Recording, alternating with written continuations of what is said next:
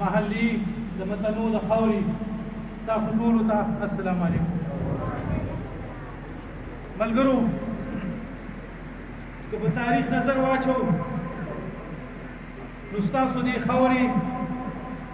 داسې خلک د دې ځای نه مخکې کړي دي چې نن د هغوی 8 کاله وشو، خو په دې 8 کاله کې د دې ځای هغه مسلو ته هغوی بیا په شا نه دي کتلي. ستاسو زمونږه وټونو هغوی هغه ځای ته ورسول، خو زه ډېر افسوس سره وایم چې کم از کم د متنو په خاوره باندې د محله عزیز خیل په خاوره باندې زه داسې ترقیاتي کارونه هیڅ نینم. په کار دا وه چې دې خلکو څومره مینه دغه خلکو سره کړې وي نو چې کم از کم دې خلکو ته یې د عزت په نظر کتلې وي. ملګرو نن که تاسو وګورئ د دغې نه علاوه په دې ملک کې د دغه خلکو کارکردګي څه ده. غریب چې سهار راپاسي نو د غرمې د روټۍ پورې هغه دې سوچ کې چې خپلو بچو له به 2 سېره وړه څنګه وړم، د ماښام سوچ کې چې بچو له به زه یو سیر وریجې څنګه وړم. دې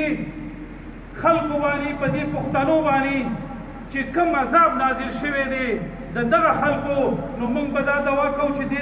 کې خو موږ برابر شریک یو، خو دا دعا به کوو او ستاسو په وساطت سره او ستاسو په مدد سره به یې کوو چې نور هم دې ته خدای خلاص کړي. که موږ د خپل مشر عزت غواړو، که موږ د خپل بچي د مستقبل غواړو، نو موږ به را روان وخت کې ډېر په سوچ سمج باندې د خپل قیمتي ووټ استعمال کوو. زما د خپل مشر نه دا یقین دی چې انشاءالله را روان وخت قومي وطن پارټۍ دی او سکندر خان شیرپو به موږ ستاسو په مدد سره د الله په مدد سره ستاسو په زور سره ستاسو په ووټ سره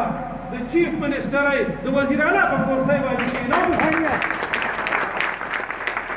او زه تاسو سره دا وعده کوم چې انشاءالله مشر خان او کشر خان دومره پښتانه دي چې څومره عزت څومره کار په 400 کې کړی دی نو هغه به د متنو په خاوره باندې هم کوي انشاءالله. به دې زه تاسو سره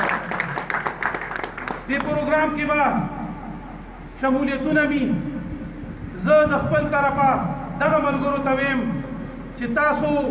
یو صحیح فیصله کړې ده، تاسو د پښتنو په خاوره یو صحیح فیصله کړې ده او انشاءالله دا به تاسو ته موږ ثابته کړو.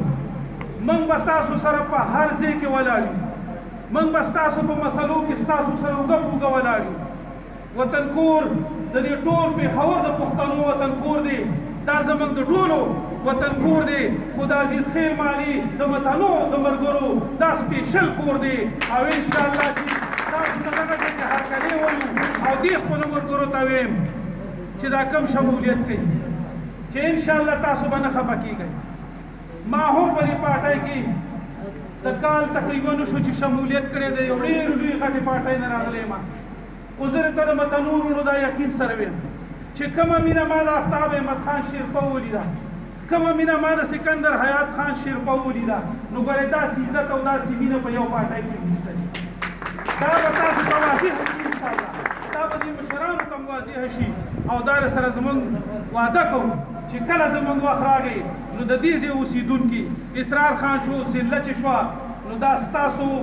حق به انشاءالله زموږ نه غواړي او په زور به یې رانه غواړي او موږ دا یقین ساتو چې انشاءالله زموږ مشران داسې نه دي، هغوی به تاسو سره اوږه په اوږه ولاړ وي. ډېره مننه.